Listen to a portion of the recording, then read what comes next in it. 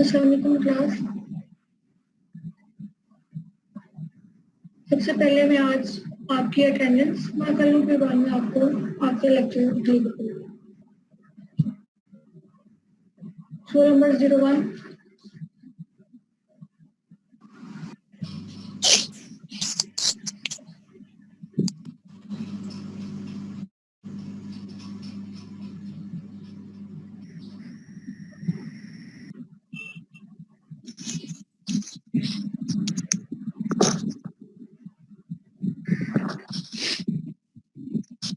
अगर आपका माइक नहीं ठीक तरह से काम कर रहा है तो आप यहाँ प्रेजेंट चैट में लिख के बता दें, ठीक है। Roll number 02, 03, Present, ma'am. 4,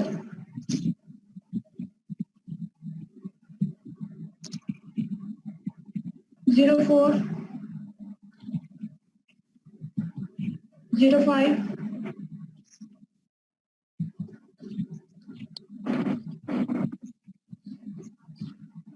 6, 07, Yes, ma'am. 8, Yes, ma'am. 09, Yes, ma'am. 10, Present, ma'am. 11,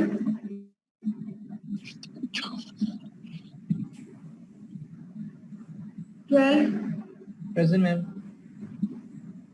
13,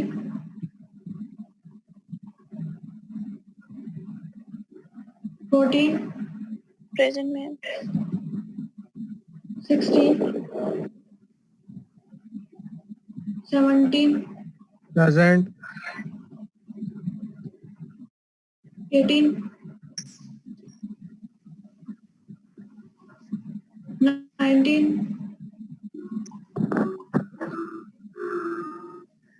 20, Present, ma'am. 27. okay.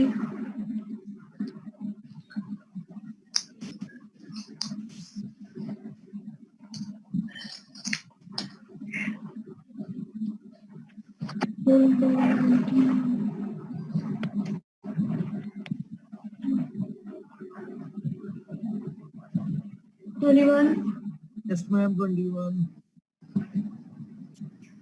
22, Yes, ma'am.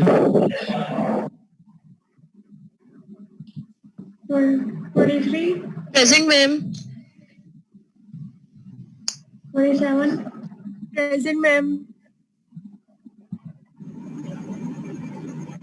28, Yes, ma'am. 28. 29, Present, ma'am. 30, Yes, ma'am.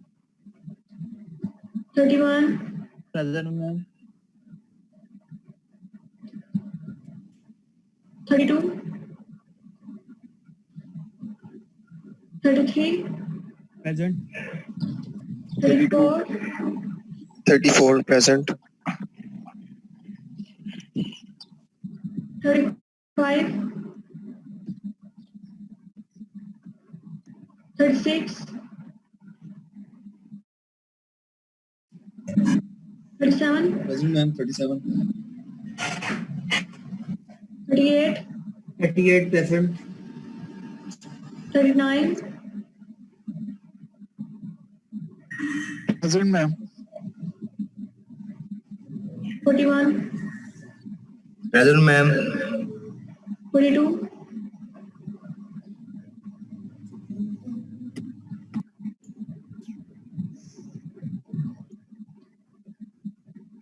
43, 44, 45, Present, ma'am. 46, Yes, ma'am. Present. 46 present. 48,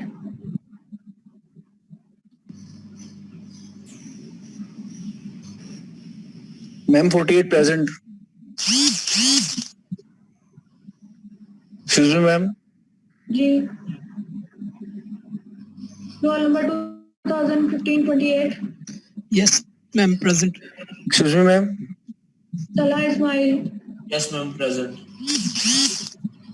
Hello. जी बोलो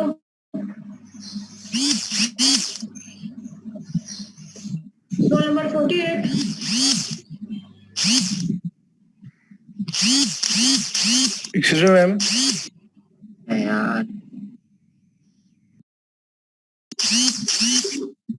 Excuse me, ma'am. जी बोलने हैं, आपने क्या कहना है Hamza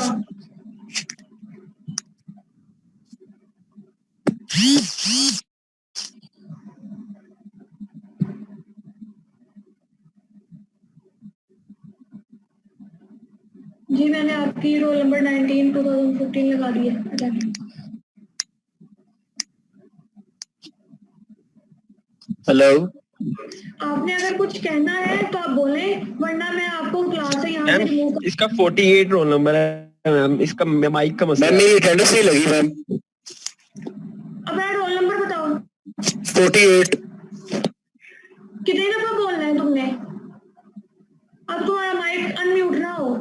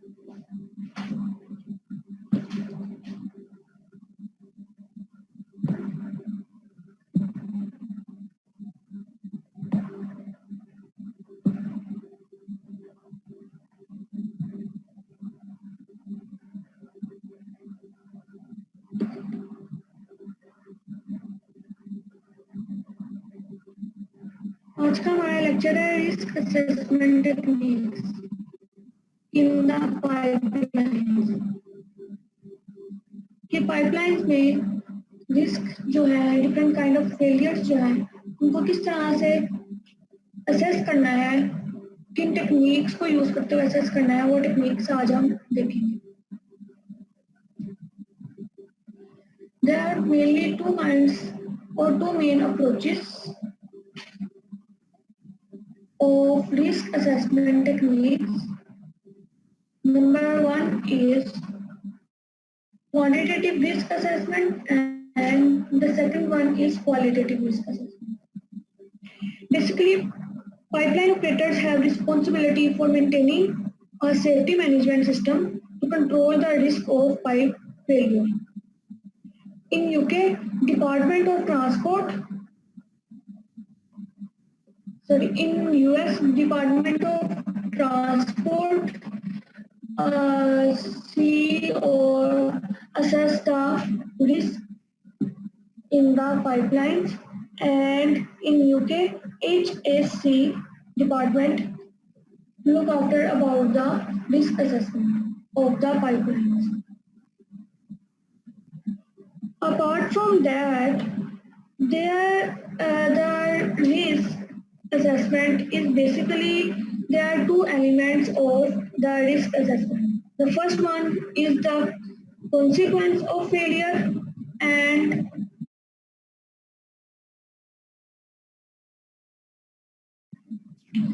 the second one is the probability of failure.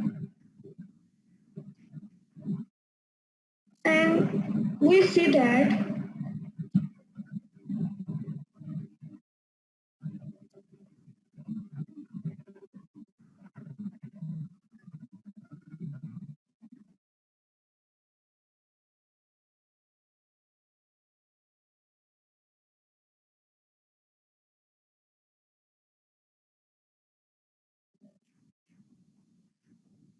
अगर हम ये दो एलिमेंट्स देखें रिस्क असेसमेंट के, कॉन्सिक्वेंसेस ऑफ फेलियर और प्रोबेबिलिटी क्या है उस फेलियर में। कॉन्सिक्वेंस में देखें तो कॉन्सिक्वेंसेस में क्या क्या आ सकता है, thermal radiation, explosion and number of casualties, number of deaths and pollution और related to the pipelines. And if we see about the probability of failure, कि वो कितनी प्रोबेबिलिटी है एक पाइपलाइन के स्ट्रक्चर और डिजाइन और उसकी बॉडी फेलियर में, तो हम देखते हैं we will see that material defect कहाँ है, प्रोबेबिलिटी ऑफ फेलियर में हम ये देखते हैं poor workmanship and operator error.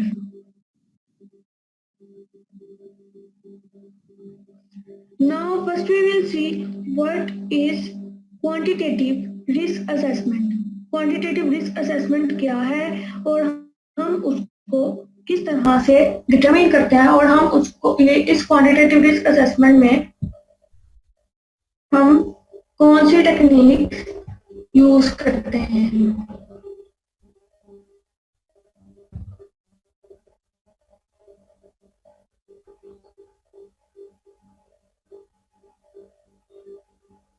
इस अप्रोच के अंदर risk level are quantified using direct calculation, and the HSC department of UK requires that the risks are reduced to a level that is as low as reasonably predictable.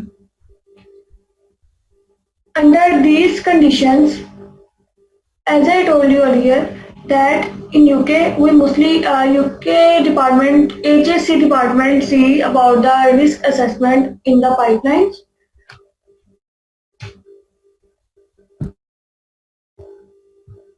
और उसमें हम लोग जो risk है उसको हम डिफरेंट लेवल्स पे quantified कर देते हैं based on as low as reasonably predictable. इसके अंदर आप पहले ये वाला क्वेश्चन देखें, the first one unpredictable region. यहाँ जो रिस्क ऑफ डेथ है can not be quantified, and अगर हम देखें ब्रॉडली एक्सेप्टेबल रिस्क, तो इसके अंदर हम क्या अज्यूम करते हैं कि रिस्क लेवल्स जो हैं वो टॉलरेबल हैं, एंड जो यहाँ ये वाला रीजन है, जो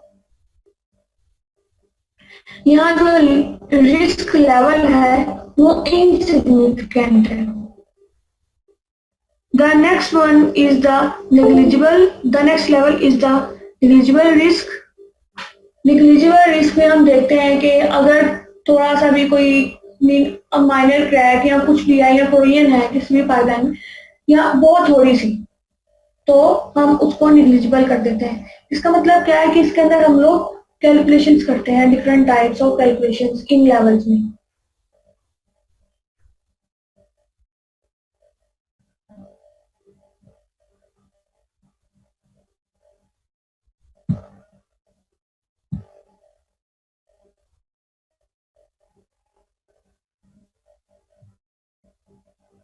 डिफरेंट टाइप्स ऑफ कैलकुलेशन करते हुए हम लोग जो है रिस्क को मेजर करते हैं.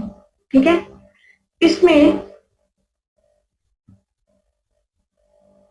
ये जो लेवल है ये इंडिविजुअली बेस्ड है कि अगर हम देखें रिस्क को, that quantitative risk assessment involves conducting detailed calculation on the risk level, then we will see the risk level on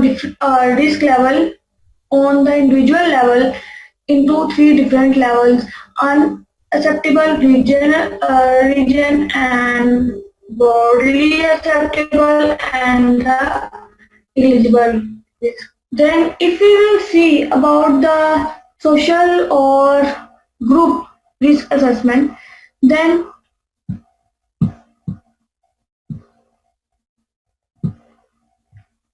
first जो इंडिविजुअल रिस्क है उसके अंदर हम लोग रिस्क को 2 बेसिक जो फॉर्म्स हैं उस और 2 बेसिक कैटेगरीज में हम लोग डिवाइड करते हैं.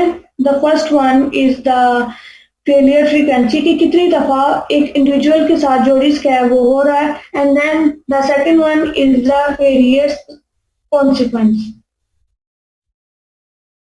फेलियर फ्रीक्वेंसी में हम लोग देखते हैं कि इंसिडेंट ऑफ फ्रीक्वेंसी क्या है और उसकी प्रोबेबिलिटी क्या है, और कॉन्सिक्वेंसेस में हम लोग देखते हैं कि इट इज अ कैजुअलिटी और अ डेथ और exposure to the probability and probability of ignition. ये वाले डिफरेंट जो फैक्टर्स हैं वो हम लोग फेलियर कॉन्सिक्वेंसेस में देखते हैं. इन सब को अगर इंडिविजुअल रिस्क में ऐड कर दें तो हम लोग इंडिविजुअल रिस्क को डिटरमिन कर सकते हैं.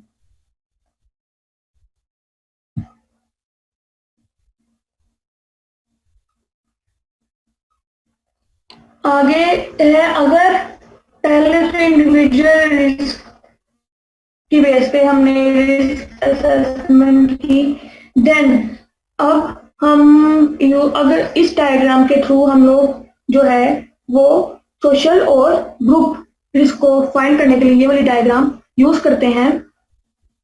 बेसिकली ये जो ग्राफ है it is divided into number of envelopes. ये आप देख सकते हैं 3 envelopes, and that define the acceptable and unacceptable region. The first one, acceptable region, means negligible risk, and the third envelope here, it is the unacceptable or intolerable region. ये जो है graph, ये calculations के through हम लोग बताते हैं कि जो अगर ग्रुप में या सोशल अगर हम जो रिस्क असेसमेंट करें किसी भी पाइपलाइन की या सोसाइटी के पाइपलाइंस की, तो उसके अंदर हम लोग उस रिस्क जो है टाइप ऑफ रिस्क और कैटेगरी ऑफ रिस्क जो है वो हम लोग किस तरह से डिटरमिन कर सकते हैं वो हम इस ग्राफ से जो फाइंड कर सकते हैं. The other technique is the qualitative risk assessment. It is a simpler approach of risk assessment and rather than the quantitative risk assessment. There are 2 main differences in the qualitative risk assessment from the quantitative risk assessment. First, it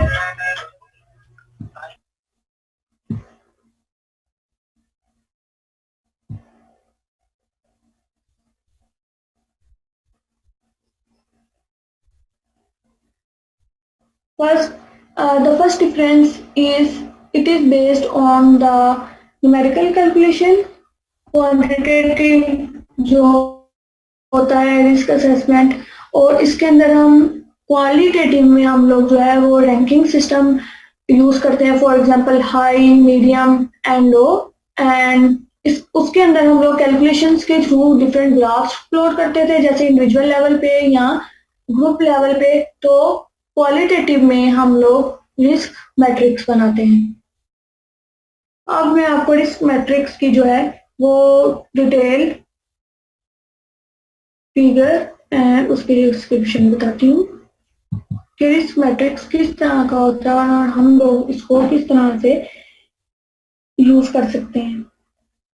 By using this matrix, risk is defined as the probability of failure into the consequence of failure with a relative ranking system used to compare different pipeline sections.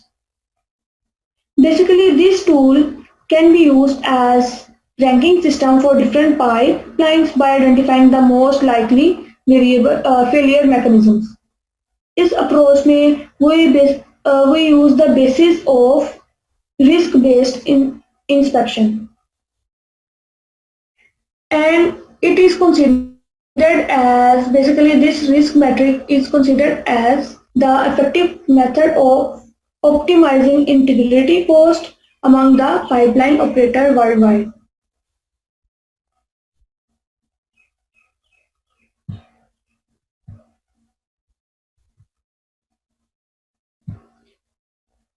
ये वाला आप matrix देखिए, इसके अंदर consequence and probability of failure को हम लोग जब लोड करते हैं तो उसके ऊपर डिफरेंट हम लोग हाई लेवल्स जो के रैंक्स लो, मीडियम, हाई के ऊपर हम लोग पीएल मैट्रिक्स को डिजाइन करते हैं.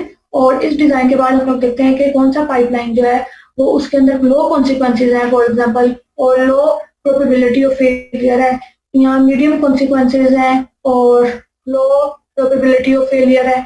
इस तरह से हम लोग जो है किसी भी पाइपलाइन को लिस्ट और कर लेते हैं, और it is more simpler method than the quantitative risk assessment technique.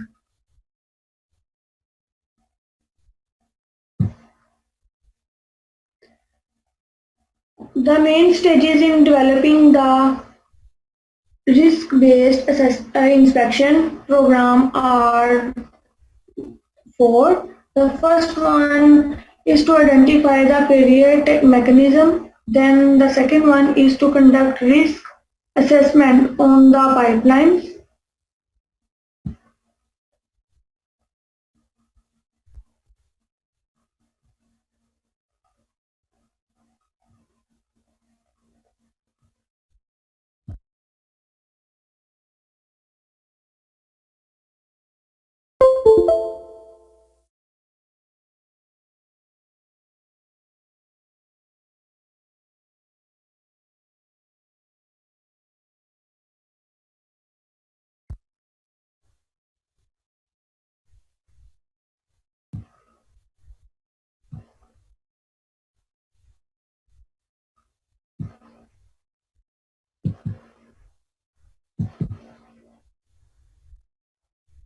The third one is to identify the required inspection method.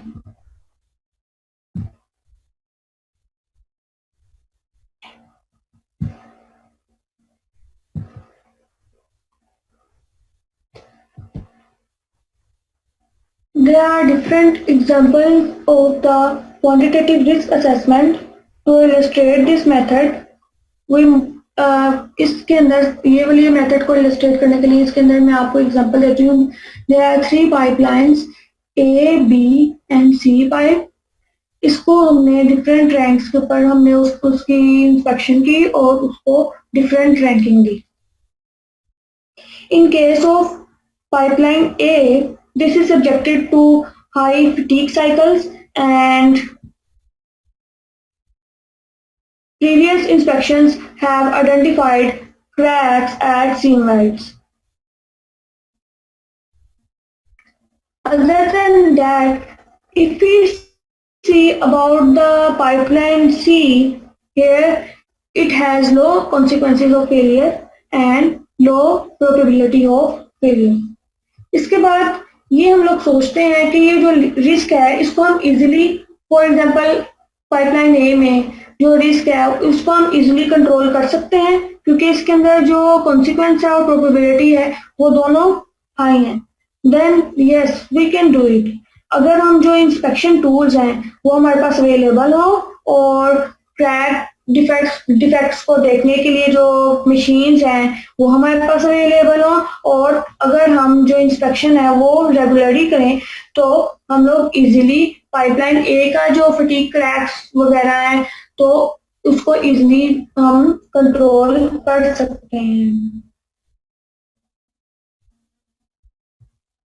अगर हम इसको पाइपलाइन ए को जिस तरह से मैंने कहा है कि रेगुलरली इसकी इंस्पेक्शन करें तो हम लोग इसको इजीली कंट्रोल कर सकते हैं, इसकी फटीग क्रैकिंग को.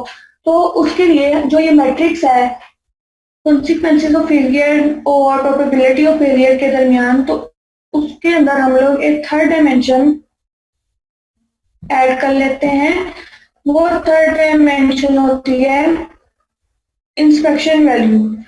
इंस्पेक्शन वैल्यू में हम लोग उसकी रेगुलरिटी जो है वो चेक करते हैं कि उसके अंदर जो कंट्रोलिंग रिस्क है इंस्पेक्शन वैल्यू के थ्रू हम लोग जो रिस्क है वो कंट्रोल कर सकते हैं, और उसके अंदर जो फेलियर्स डिफरेंट काइंड्स ऑफ अकर हो रहे हैं उनको कंट्रोल कर सकते हैं.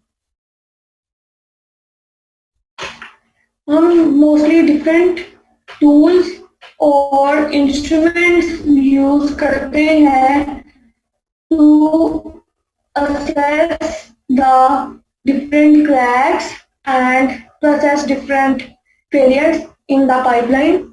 Mostly we will use the ultrasonic wall measurement tool and the ultrasonic crack detection tool and transverse field inspection tool.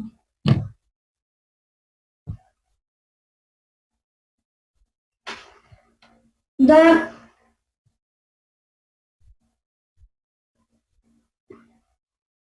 Inspection interval.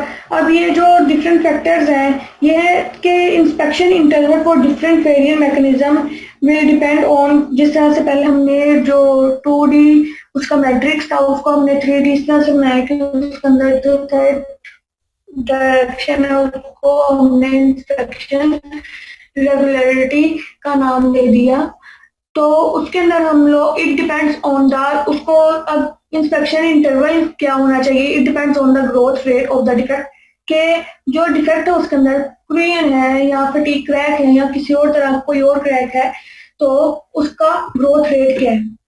Growth rate देखने के बाद हम देखते हैं कि उसको किस तरह से किस मेथड से इंस्पेक्ट किया जा रहा है, वो आया क्वालिटेटिव मेथड से और क्वांटिटेटिव मेथड से. फिर उसके बाद हम लोग देखते हैं कि जो उसकी ऑपरेशनल कंडीशंस हैं या उसके अंदर लोडिंग कंडीशंस हम लोग देखते हैं कि उसके एटमॉस्फेरिक जो सॉइल जो भी है या सरफेसेस हैं उसका जो प्रेशर है या उसके जो स्ट्रेसेस हैं उस पाइपलाइन के ऊपर कितने लग रहे हैं या किस तरह से उसके इनके डायरेक्शंस हैं. और change in failure probability over the time, के फेलियर की प्रोबेबिलिटी का चेंज हम ओवर टाइम हम लोग कैलकुलेट करते रहते हैं बाय ड्राइंग एनी ग्राफ. आज का लेक्चर बहुत छोटा था और आई थिंक इजी भी था, तो बस यही है. अगर आज के लेक्चर से रिलेटेड आपके कोई क्वेश्चन हैं तो आप मुझसे पूछे, और उसके अलावा क्लास में आज कोई असाइनमेंट नहीं है.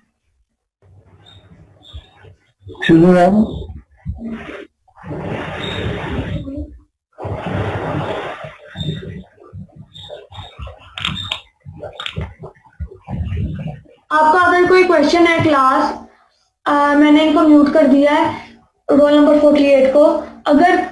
अगर आपका कोई क्वेश्चन है तो आप काइंडली मुझे मैसेज कर दें, मैं वहां से देख के आपके क्वेश्चन का आंसर कर दूंगी, ठीक है। अब मुझे मैसेज में, चैट में अपना जो भी क्वेश्चन है आप राइट करें, मैं उसको देख के आंसर कर दूंगी। आपको अपने जो माइक्स हैं वो म्यूट और अनम्यूट करने की जरूरत नहीं है, मैं सबको म्यूट मैंने कर दिया।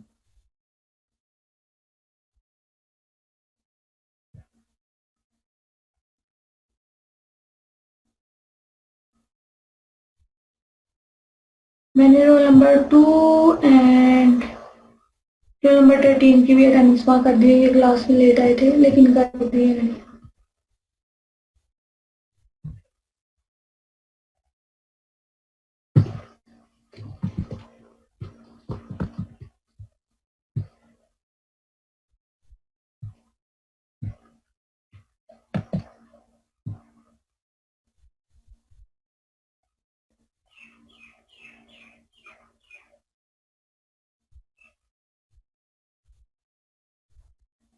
ये जो आपके ऑफिस के मसले हैं, ये ऑफिस में ही आई थिंक सो आप सोल्व कर रहे हैं, तो आपके लिए बेहतर होगा। रोल नंबर 48 01 जी, मैंने आपके अटेंडेंस मार्क कर दी है।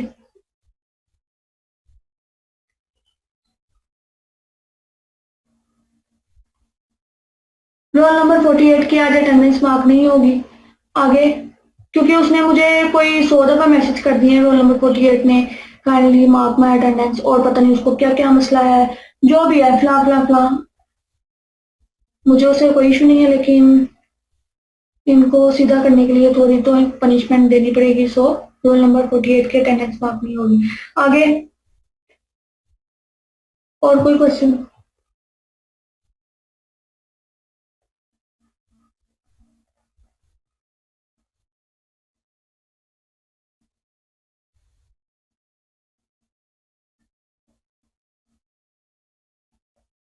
आजकल आप लोग घरों में अपने क्या कर रहे हो? सब स्टूडेंट्स पढ़ तो नहीं रहे होगे, ये तो मुझे कंफर्म पता है।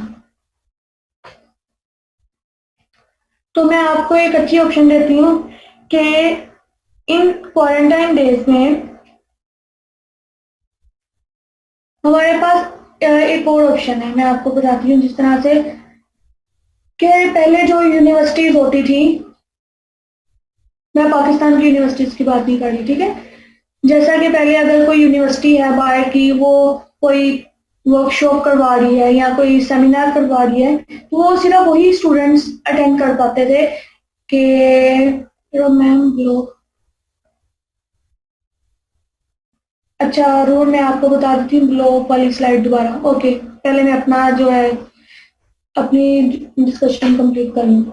अच्छा, तो वो किस तरह वो अपनी वर्कशॉप जो करवाते थे या सेमिनार करवाते थे, तो फॉर एग्जांपल अगर मैं यूरोप की बात करती हूँ, तो सिर्फ वही स्टूडेंट्स ही अप्लाई कर सकते थे जो उस कंट्री में होते थे। लेकिन इन क्वारंटाइन डेज में उन लोगों ने सब ने अपना जो सिस्टम है वो ऑनलाइन कर दिया हुआ है, that we can join their online webinars. बहुत सारे आजकल जिसको जो इंटरेस्टेड है,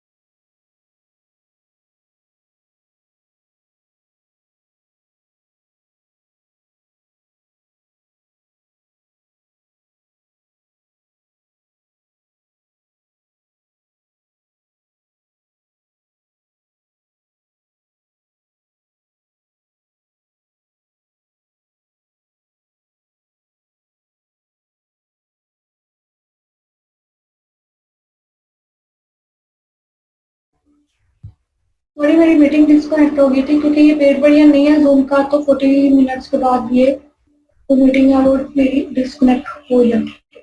अच्छा, मैं बता रही थी ऑनलाइन वेबिनार्स के बारे में। एक मिनट रुकेंगे।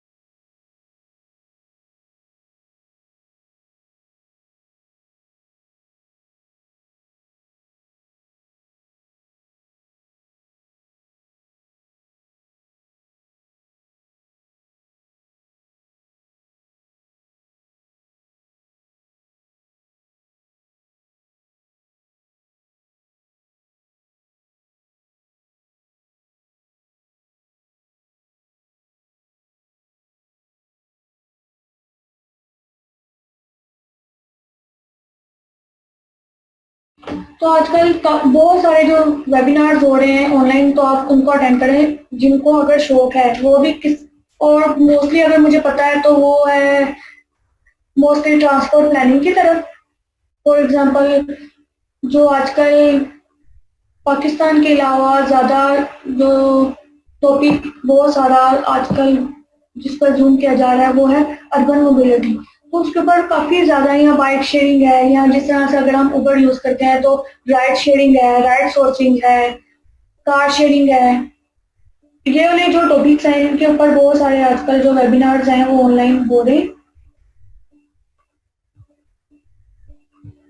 तो आप उन वेबिनार्स को अटेंड करें इन क्वारंटाइन डेज को थोड़ा प्रोडक्टिव बनाने के लिए। 3 जून को आई थिंक सो हो रहा है, मैंने उस दिन देखा था। शायद मैं खुद अटेंड करूँ कि मैं खुद भी मोस्टली जो भी अपडेट हो रही होती है अर्बन मोबिलिटी से रिलेटेड, मेन ट्रांसपोर्टेशन प्लानिंग से रिलेटेड, तो मैं खुद भी देखती रहती हूँ। तो इवन मैं खुद भी अटेंड करूँगी वेबिनार वगैरह।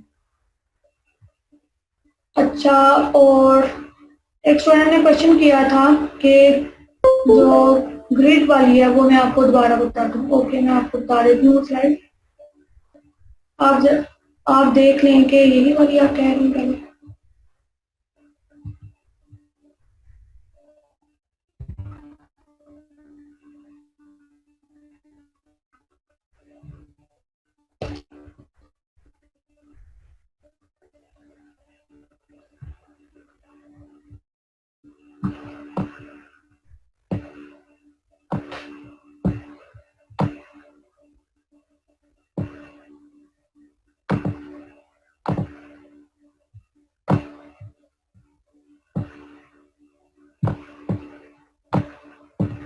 ठीक हो गया।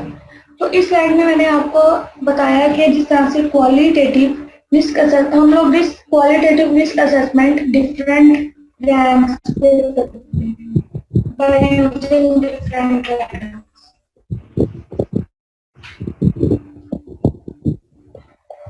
रोल नंबर 08 अपना माइक अनम्यूट करने चलो। अब आपका अनम्यूट ना हो।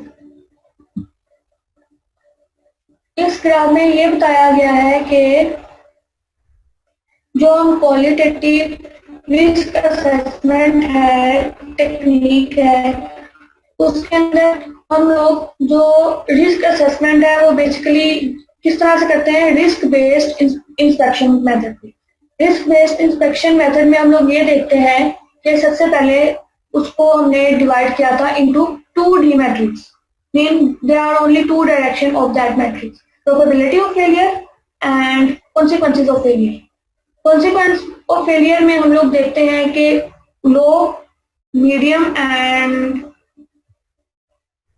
हाई, और उसके अलावा प्रोबेबिलिटी में भी लो, मीडियम और हाई ऑफ एनी पाइपलाइन। फिर उसके बाद हम लोग ये देखते हैं कि इसके बाद अगर हम फॉर एग्जांपल अगर हमारे पास कोई पाइपलाइन है और उसका जो कॉन्सिक्वेंस है, उसकी जो कॉन्सिक्वेंसेज हैं और प्रोबेबिलिटी है वो वेरी हाई, आई मीन वो इस ब्लॉक, वो मैट्रिक के इस ब्लॉक में आ रही है, मैट्रिक्स के इस ब्लॉक में आ रहे हैं, तो उस मैट्रिक तो उसको हम लोग किस तरह से भी सोल्व कर सकते हैं, कंट्रोल कर सकते हैं कि अगर हम लोग एक थर्ड डायरेक्शन दे दी जाए इस मैट्रिक्स को, उसका नाम रख दिया जाए इंस्पेक्शन वैल्यू, कि हमने इंस्पेक्शन के जो इंटरवल्स हैं वो किस तरह से कितनी देर मीन जो इंस्पेक्शन है वो हम लोग कितने हफ्तों बाद या कितने महीनों के बाद कर रहे हैं, it depend on then the failure in that pipeline, कि अगर पाइपलाइन में ये फटीक क्रैक आ रहा है या कोरियन है तो वो एक हफ्ते के बाद कितनी इंक्रीज हो रही है, 2 हफ्ते के बाद कितनी इंक्रीज हो रही है, इस तरह से वो जो इंस्पेक्शन इंटरवल होगा, इंस्पेक्शन वैल्यू होगी, उसको हम थर्ड डायरेक्शन में जो इंस्पेक्शन रिस्क बेस्ड इंस्पेक्शन है उसके अंदर हम लोग फाइंड कर सकते हैं। और कोई क्वेश्चन?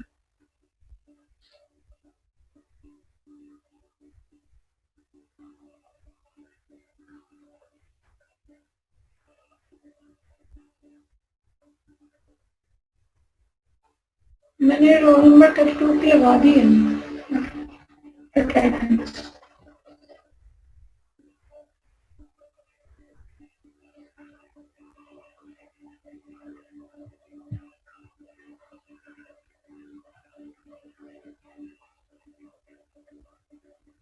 मैं आपके टीम्स में देख रही थी कि बहुत कम स्टूडेंट्स ने मुझे जो है उनके असाइनमेंट्स के रिस्पॉन्सेज मुझे सबमिट करवाए हुए हैं।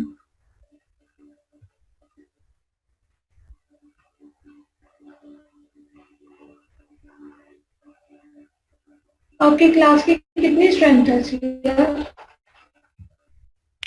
मैम 45। तो मुझे रिस्पॉन्सेज आई थिंक तो 26 27 इस तरह से आएंगे। और हाँ, उस दिन रोल नंबर 05 पे मुझसे क्वेश्चन किया था और मैं उनको कह रही थी कि अगर नहीं नजर आ रहा आपको जो ग्रेड्स हैं कंस्ट्रक्शन मैनेजमेंट के थे आई थिंक, तो या जिसके भी थे पहली असाइनमेंट जो मैंने दी थी, तो उसके लिए मैं सॉरी करती हूँ क्योंकि उसका मैंने भी पहली दफा इसलिए टीम जो है वो यूज कर रही हूँ ये सारा कुछ, तो मुझे नहीं पता था वो रिस्पॉन्सेज आपको फिर आप नजर भी नहीं आएंगे क्योंकि वो मैंने खुद से ही एक असाइनमेंट जनरेट कर दी थी और उसके अंदर आप लोगों के जो रोल नंबर थे उनको देख के जो रोल नंबर थे उनको देख के मैंने जस्ट जो दिया था वो आपके मार्क्स वगैरह उसके अंदर पुट कर दिए थे। वैसे मेरे पास एक्सेल जो शीट है उसके अंदर मैं अपने मार्क्स पहले उसके अंदर देखती हूँ फिर बाद में आपके वहाँ जो टीम्स है उसके ऊपर अपलोड करती हूँ। मैम एक क्वेश्चन है। तो इसलिए आपको वो वाले नजर नहीं आ रहे थे क्योंकि आपने वो वाली असाइनमेंट सबमिट ही नहीं करवाई हुई थी। आप लोगों ने वो वाली असाइनमेंट टीम्स पे भी सबमिट नहीं करवाई थी, मुझे ईमेल की हुई थी, या अगर मैं जहाँ लेक्चर ले रही थी वहाँ पिक्चर्स वगैरह अपनी असाइनमेंट की सबमिट करवाई थी। तो वो जो बच्चा असाइनमेंट्स में जाके अपनी असाइनमेंट सबमिट करवाएगा उसको वो सिर्फ मार्क्स नजर आएंगे, ठीक है। और अगर जो बच्चा मुझे ईमेल कर रहा है उसकी मैं असाइनमेंट चेक तो जरूर कर रही हूँ, उसकी मैं मार्किंग भी कर रही हूँ अपने पास, जो मेरे पास मार्किंग एक्सेल शीट है उसके ऊपर, लेकिन फिर उसको जो उसके मार्क्स हैं वो नजर नहीं आएंगे, ठीक है। उस दिन तला कदूस मुझसे क्वेश्चन पूछ रहा था लेकिन मैंने अपनी तरफ से ये कहा कि मसला नहीं है क्योंकि मुझे भी तब ऑनेस्टली मुझे भी तब ये नहीं पता था कि ये मसला है कि नहीं है मेरी तरफ से।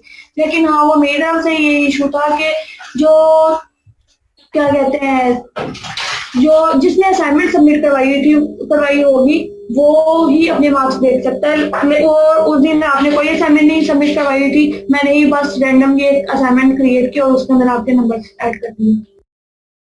जी जी, क्वेश्चन रोल नंबर 10 का कोई क्वेश्चन था? हाँ जी पूछे। मैम मार्क्स का कैसे पता लगेगा? टीम्स पे जाके पता लगेगा? ऑप्शन में जाके मार्क्स को देखेंगे, अपनी असाइनमेंट सबमिट करवाएंगे, मीन अगर यहाँ कोई असाइनमेंट है तो यहाँ सबमिट करवाएंगे तो आपको मार्क्स नजर आ जाएंगे जब मैं उसको मार्क करूंगी। अगर आप मुझे मैम एक और क्वेश्चन है। ईमेल करेंगे तो वो मैं चेक कर रही हूँ उसके मार्क्स में लगा दूँ, लेकिन वो फिर आपको नजर नहीं आएंगे, ये सिर्फ इधर उन लोगों को नजर आएंगे जिनकी मैंने यहीं चेक करके यहीं मार्क्स लगा दिए। एक्सक्यूज मी मैम, ये जो बाद में हमने असाइनमेंट जमा करवाई थी मैंने टीम पे आपको 2 असाइनमेंट्स हैं, तो मैम उसके अभी नंबर आपने नहीं लगाए, ये पूछना था। अगर आपको वहाँ शो नहीं हो रही है तो इसका मतलब है मैंने आपकी वो असाइनमेंट मार्क कभी नहीं की। ठीक है मैम, थैंक यू।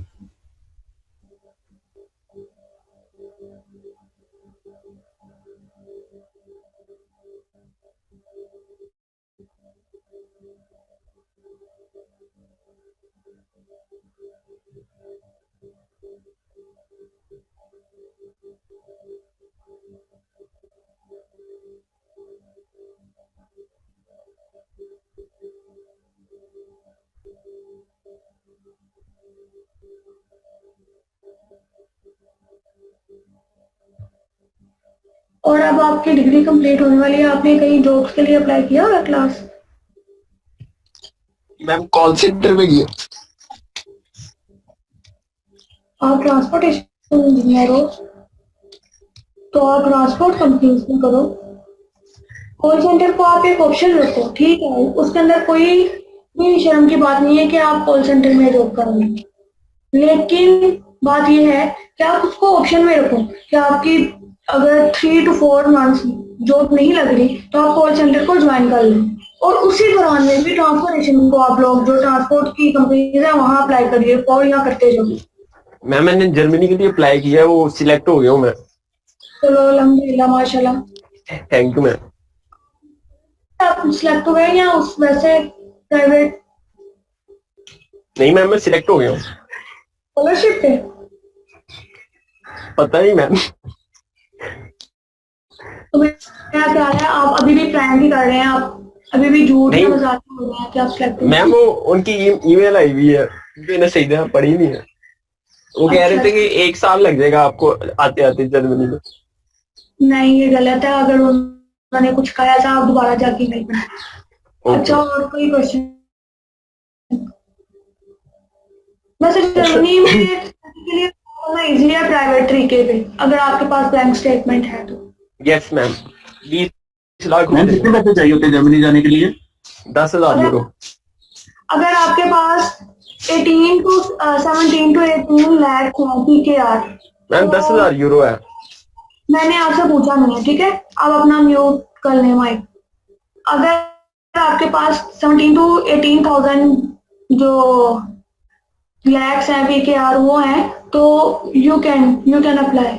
और ये जिस तरह से कह रहे हैं कि मैम 10,000 यूरो, तो 10,000 यूरो भी 17 लैक्स बनता है। यहाँ 17 लैक्स, हाँ 17 लैक्स से बनता है, 17 to 18 लैक्स।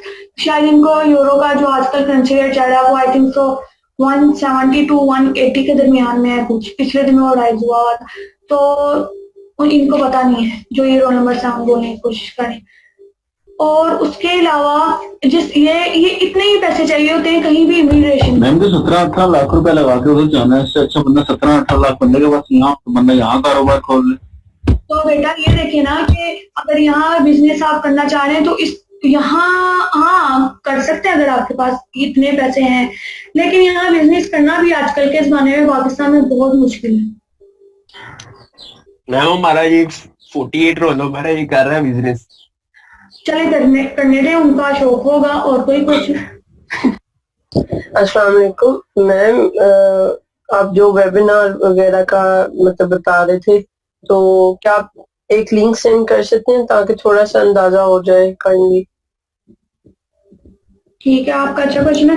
ठीक है, मैं आपको जो इंटरेस्टेड है वो मुझे अभी रोल नंबर बता दे, ठीक है, मैं उनको फिर स्पेसिफिकली सेंड करूंगी, क्योंकि वो वेबिनार के अंदर रजिस्ट्रेशन के बाद जो प्रोफेसर होता है वो खुद जो है वो एक्सेप्ट करते हैं। तो अगर यहाँ से यानी सारे जिन्होंने अटेंड नहीं भी करना तो वो रजिस्टर कर दें और वो एक्सेप्ट कर, वो फिर जो करना चाहते हैं अटेंड तो उनकी भी एक्सेप्टेंस ना हो उनकी वजह से, जो है नहीं उन्होंने रजिस्टर किया है, तो फिर it will be also difficult for them. तो आप मुझे अपना रोल नंबर बता दें, जो ऑनलाइन वेबिनार्स जो है कोई भी वो अटेंड करना चाह रहे हैं वो मैं उनको लिंक शेयर कर दूंगी। मैम एक बात पूछनी थी, कोविड-19 क्या वाकई पाकिस्तान में एग्जिस्ट भी करता है कि नहीं? आपके इस क्वेश्चन से मुझे पता चल गया कि आपने कितना पढ़ा आज तक। और कोई क्वेश्चन?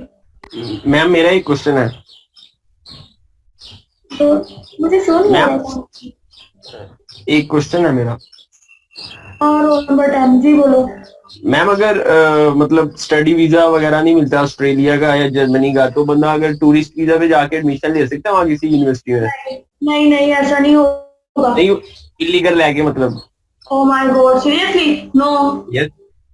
वहाँ एडमिशन नहीं लिया जा सकता इलीगल है कि आप लोग वहाँ रह सकते हो लेकिन एडमिशन नहीं आप लोग करवा सकते। Okay ma'am. आपको इतना ही है क्रेज बाहर जाने का तो बहुत ज्यादा स्कॉलरशिप्स आती हैं। मैं आपको यकीन नहीं मैं आपको बता नहीं सकती हूँ कि अगर मैं देखने बैठूं तो मैं जस्ट वो स्कॉलरशिप देखती हूँ या वैसे ही क्योंकि मेरा इंटरेस्ट भी है कि मैं इस तरह की चीजें अपडेट रखूं अपने पास, तो मैं वो चीजें देखती हूँ कि जो मेरा टॉपिक है, जस्ट मेरा टॉपिक प्लानिंग से भी हटके कहाँ मेरा टॉपिक, अगर यानी कि अगर मैं अपनी रिसर्च करना चाहूँ तो प्लानिंग से भी आगे साइकिलिंग की तरफ है, यानी कि साइकिलिंग की प्लानिंग, बाइक शेयरिंग है, कार शेयरिंग है, इस तरह। तो मैं अगर बाइक शेयरिंग की तरफ भी अपना इंटरेस्ट रखती हूँ तो वो बाइक शेयरिंग के टॉपिक पर ही कोई इस वक्त इतनी ज्यादा स्कॉलरशिप होंगी कि मेरे पास टाइम ही नहीं होता कि मैं उन सब में अप्लाई भी कर सकूँ। मैं आपको एक एग्जाम्पल देती हूँ, तो आप अगर आपको इतना ही ज्यादा क्रेज है तो आप बाहर अप्लाई करें स्कॉलरशिप पे। रोल नंबर 20 ने पूछा है कि which method is better between the qualitative and quantitative. It is obvious that quantitative method is more better than the qualitative, क्योंकि quantitative में हमें जो है वो exact values पता चल रही होती हैं और calculations के थ्रू हमें एग्जैक्ट वैल्यू पता चल रही होती है कि अगर कोई फेलियर ट्रैक आ रहा है या क्रेडियन की कितनी वैल्यूज हैं या कितनी परसेंटेजेस हैं, तो क्वांटिटेटिव ज्यादा बेस्ट है क्वालिटेटिव से। Roll number 20 and roll number 20 interested है। और मैम एक क्वेश्चन है जी मैम, अगर हम कहीं अप्लाई करते हैं बाय स्कॉलरशिप वगैरह के लिए या यहाँ पे भी कहीं जॉब के लिए, तो सीवी वगैरह पे अगर हम लिखते हैं कि हमारा सीजीपीए 3.8 है या 3.9, वो लोग वेरीफाई भी करते हैं कि इतना ही सीजीपी है या मतलब ऐसे ही लिख सकते हैं हम 3.94 लिख सकते हैं? आपको बताती हूँ। अगर हम पहले तो आपने क्वेश्चन पूछा कि अगर हम बाहर कहीं अप्लाई करते हैं, तो जब भी हम अप्लाई कर रहे होते हैं तो क्या कहते हैं वो हमसे ट्रांसक्रिप्ट वगैरह मांगते हैं सबसे पहले। फर्स्ट स्टेज पर ही वो हमारे जो है एजुकेशनल जो क्रेडेंशियल्स होते हैं वो मांगते हैं, और उससे और सीवी तो वैसे हमने देनी होती है मोस्टली। और इवन कई जगह पर स्कॉलरशिप में हम लोग सीवी तो नहीं प्रोवाइड करते, हम लोग तो सिर्फ अपने जो एकेडमिक सर्टिफिकेट होते हैं वही प्रोवाइड करते हैं। हाँ, सीवी तो हम कहीं भी नहीं प्रोवाइड करते। नहीं मैम, यहाँ पे जो पाकिस्तान में जॉब लेनी होती है उसमें तो सीवी वगैरह देते हैं ना। फिर पाकिस्तान की जहाँ तक बात रह गई अगर, तो हाँ वहाँ वो जो है यहाँ देखते हैं, पाकिस्तान वाले तो ज्यादा देखते हैं, और इवन पाकिस्तान वाले तो अटेस्टेड फोटोकॉपीज भी मोस्टली आपके सर्टिफिकेट्स की एकेडमिक जो है आपके ट्रांसक्रिप्ट वगैरह उनकी मांगते हैं।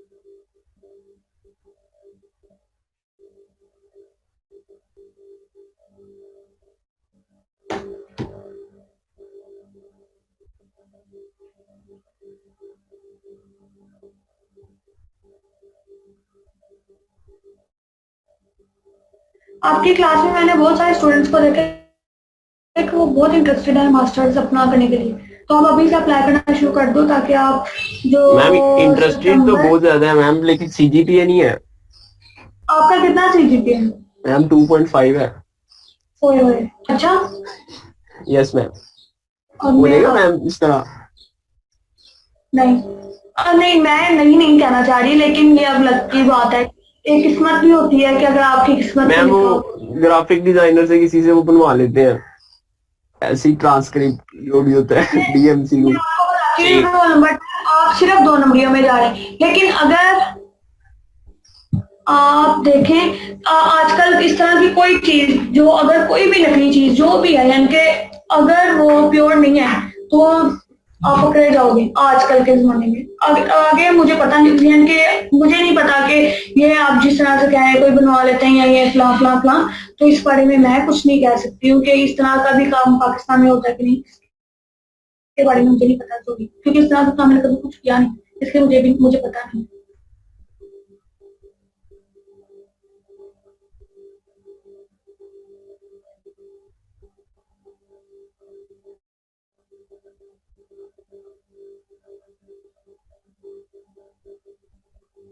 रोल नंबर, अच्छा मोहम्मद तारिक कह रहा है कि आजकल स्कॉलरशिप की आ रही है।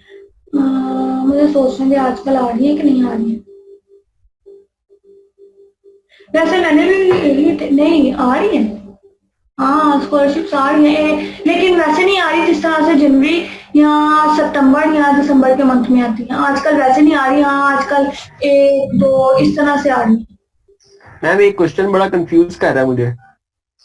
आपको हर एक चीज बेटा तब तक कंफ्यूज करेगी जब तक आप सीधे रास्तों पर चल के अपना काम नहीं करवाएंगे। नहीं मैम, ये वाला सीधा रिश्ते वाला ही है। जी पूछो। मैम मैंने ना काफी ज्यादा सर्च किया, जो FPSC और PPSC के जरिए से वो नहीं होते टेस्ट वगैरह, लाइक FIA में या पुलिस में जॉब्स वगैरह आती हैं, तो मैम उसके लिए CGPA मिनिमम कहीं पे आ रहा है कि 2 चाहिए होता है, कहीं पे आ रहा है 2.5 चाहिए होता है, कहीं पे आ रहा है 2.4। आपको कंफर्म पता है कि FPSC के लिए क्या कितना चाहिए होता है CGPA? क्योंकि उसमें सिर्फ डिवीजन के बारे में लिखा हुआ है कि सेकंड डिवीजन चाहिए कहीं पे, उस सेकंड डिवीजन का सही पता नहीं लग रहा CGPA के लिहाज से। इस बारे में नहीं है मुझे इन्फॉर्मेशन, क्योंकि मैंने इस बारे में कभी सोचा ही नहीं है, इसलिए फिर मैंने इसकी इन्फॉर्मेशन मिल नहीं।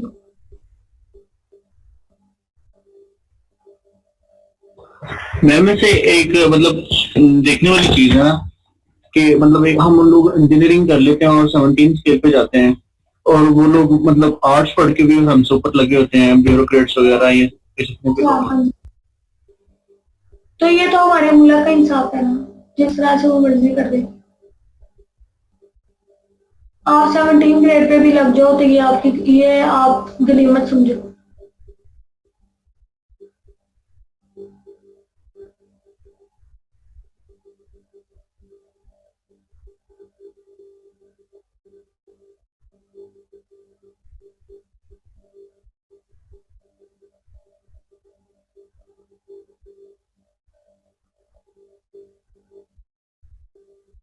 और आपकी स्कॉलरशिप अगर आपने कहीं अप्लाई करनी है तो उसके अंदर सबसे इम्पोर्टेंट चीज होती है आपका जो मोटिवेशन लेटर होता है ना, स्टेटमेंट ऑफ पर्पस, जिसे आप लोग कहते हैं मोटिवेशन लेटर।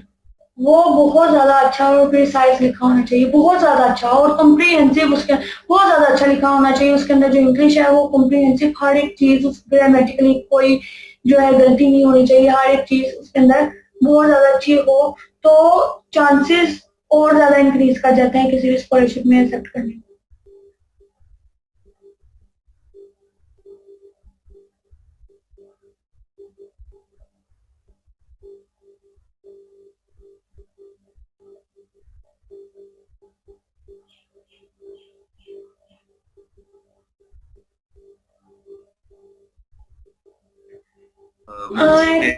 क्वेश्चन है उसका दूंगी कि जापान के अलावा यूरोप में भी विदाउट आइल्स कौन कौन से कंट्रीज में है।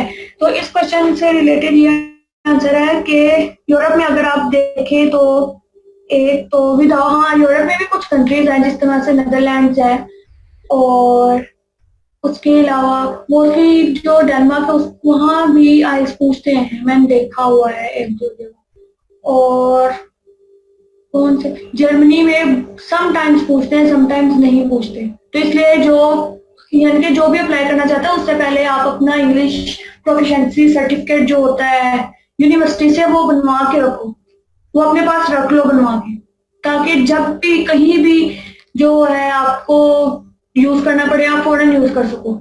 तो इंग्लिश प्रोफिशिएंसी सर्टिफिकेट यूनिवर्सिटी से आप लोग अपना अपना बनवा लो, ठीक है, उसके ऊपर भी काम चल जाता है। मैम ये इंटरमीडिएट की बेस पे भी स्कॉलरशिप मिल जाती है बाय फॉरेन में?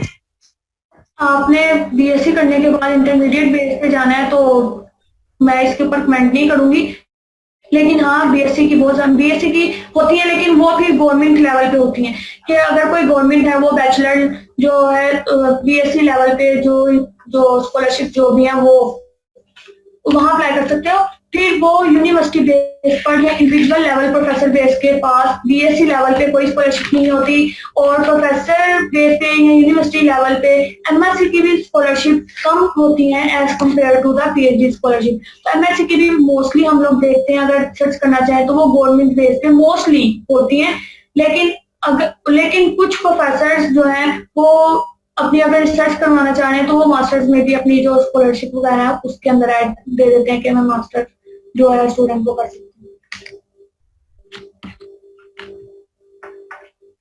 मैम आप बता रही हैं कि स्टेटमेंट ऑफ पर्पस जो है वो बहुत अच्छी लिखी होनी चाहिए, तो मैम उसके बहुत अच्छे होने के प्री रिक्विजिट्स क्या है और उसके बहुत अच्छे होने से मुराद क्या है? मतलब खाली ग्रामेटिकल मिस्टेक्स अगर मैं निकाल दूं और मेरे पास मटेरियल इतना ना हो अपने आप को प्रेजेंट करने के लिए, तो मैम फिर कैसे हो हाँ, सकता है? प्री मुझे रिक्विजिट समझ बताएं। आया कि आपके पास मटेरियल होना चाहिए कि आप इतने काबिल हो, क्योंकि मैंने बहुत सारे लोगों को देखा पाकिस्तान में जो स्टूडेंट्स हैं वो वाकई मैं आपको ये डिग्रेडियां इस तरह से आपको बुरा कहने की नहीं, कोई बुरा नहीं कह रही, मैं वैसे आपको बता रही हूँ कि पाकिस्तान के स्टूडेंट्स के अलावा अगर मैं देख, अब फॉर एग्जाम्पल मैं सबसे पहली एग्जाम्पल इंडिया की लेती हूँ, तो इंडिया के स्टूडेंट्स इतने काबिल होते हैं मैं आपको बता नहीं सकती।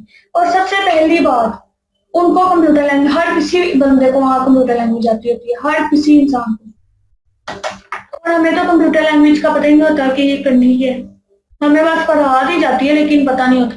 तो ये बात है कि हमारी काबिलियत इस तरह होनी चाहिए, क्योंकि ऊपर से हम पाकिस्तान में जब हम लोग स्कॉलरशिप के लिए अप्लाई करते हैं तो वो पहले देखते हैं कंट्री क्या है, पाकिस्तान, ओ नो, और फिर उसके बाद फिर वो देखते हैं कि यहाँ का ट्रांसपोर्टेशन सिस्टम क्या है, वो देखने के बाद तो बिल्कुल कहते हैं oh no seriously.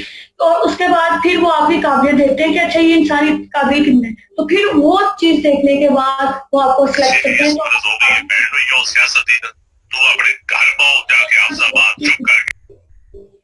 Roll number 40 है आपकी क्लास में, कोई रोल नंबर 40 बोलने की कोशिश कर रहा है अपनी बातें, रोल नंबर 40 तो है नहीं, फिर मैं ज्वाइन क्यों करवाया। अच्छा आगे,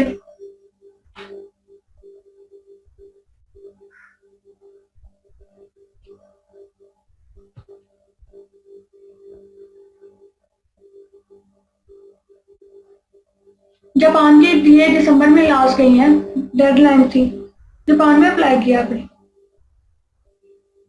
जापान की जो स्कॉलरशिप आती है।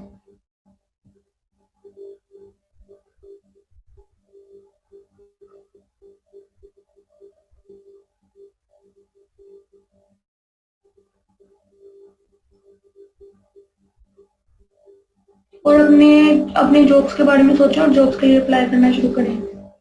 मैम पाकिस्तान में कैसे मिलती हैं जॉब्स इंजीनियरिंग के लिए? अगर आप इंटरेस्टेड है जॉब करने में तो कोशिश से मिलती हैं, और कुछ और रेफरेंस है, सबसे सबसे बड़ी चीज आपके पास रेफरेंस होना चाहिए, नहीं तो आप सीवी पे लिख बहुत। देना प्राइम मिनिस्टर का रेफरेंस। क्या कह रहे हो? कुछ नहीं मैम। अगर मैम अभी हम reference- कौन कौन सी कंपनीज में अप्लाई करें? मैं कहती हूँ अल्लाह ताला सबसे बड़ा रेफरेंस है, तो बस अल्लाह ताला से दुआ करें और उसके अलावा सब्र करें तो इंशाल्लाह मिल जाती है। बेशक पहले अच्छी ना मिले लेकिन वो उसको जरूर अवेल करें, और जब अल्लाह ताला ने ज्यादा अच्छी लिखी होगी वो आपको जरूर देते हैं, ठीक है।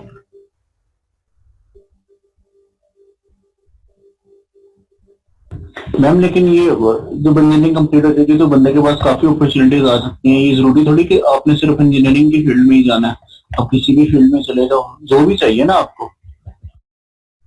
ये तो आपका अपना इंटरेस्ट है ना, इसके बारे में तो मैं कोई कमेंट मैम नहीं इसका करती। इंटरेस्ट नहीं है, इसकी मजबूरी है, इसका भी सीजीपीए कम है।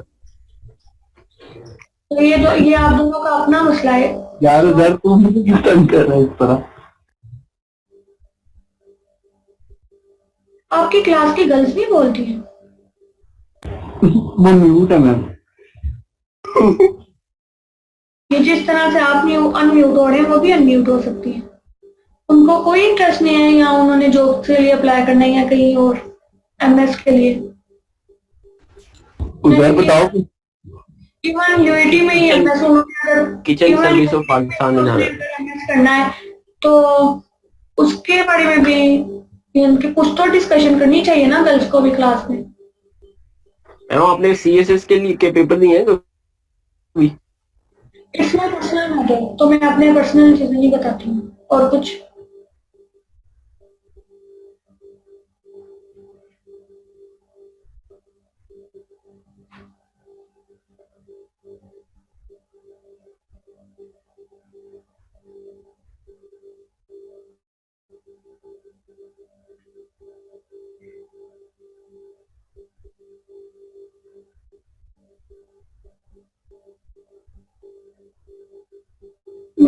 ये स्टूडेंट्स में डिफरेंशिएट करूं अगर पाकिस्तान के स्टूडेंट्स और दूसरे कंट्रीज के, तो आजकल पूरी दुनिया में ही ऑनलाइन क्लासेस हो रही हैं, ठीक है।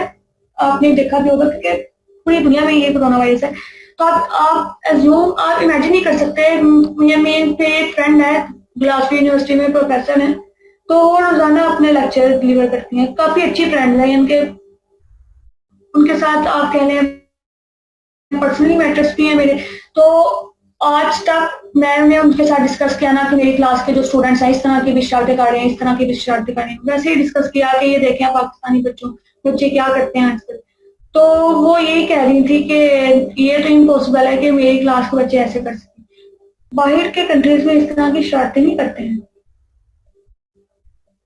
उनकी शरारतें ऐसी नहीं होती हैं, स्टूडेंट्स जैसी आप लोगों की होती हैं। आप जिस तरह से अपना कोई माइक ऑन कर रहे हैं या कोई और ऐड रोल नंबर 40 के नाम से, अभी इस वक्त मेरे पास रिक्वेस्ट आई हुई है हाफिज हनबाल एंड पता नहीं आगे क्या लिखा हुआ है, उसकी रिक्वेस्ट आई हुई है ज्वाइनिंग के लिए भी। रोल नंबर 40 मैंने नहीं, अब हर वक्त मैं अटेंडेंस लिस्ट तो नहीं ना देख सकती कि कौन कौन रोल नंबर है आप लोगों की क्लास में, तो मैंने इसलिए उसको ज्वाइनिंग की परमिशन दी। तो अभी भी किसी ने अननोन ज्वाइनिंग करने की कोशिश की हुई है तो वो मैंने उसको एक्सेप्ट नहीं किया। तो जब ऐसे हालात होंगे तो कौम तो वैसे ही फिर आप देखें कितनी तरक्की करेगी।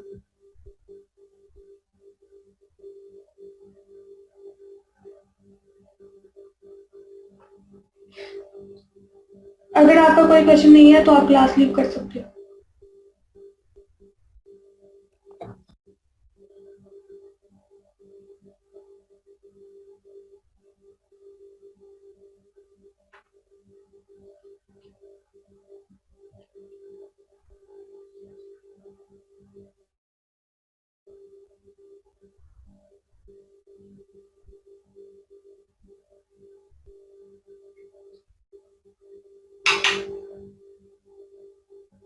क्लास अगर आपका कोई क्वेश्चन नहीं है या जिसका कोई क्वेश्चन नहीं है वो क्लास लीव कर सकता है।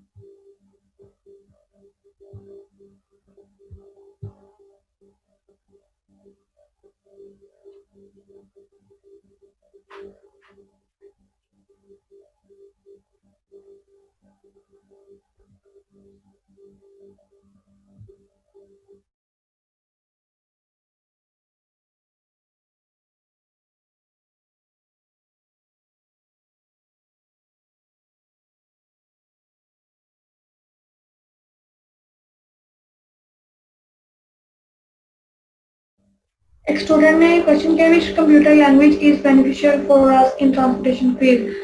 आप लोग मैटलैब आजकल जो यूज हो रही है वो मैटलैब ज्यादातर यूज हो रही है या आर लैंग्वेज जो होती है वो या जावा।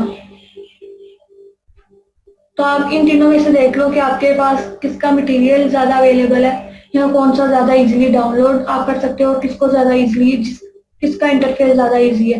तो आप इन तीनों में से आप देख लो कि कौन सा आप करना चाहते हैं।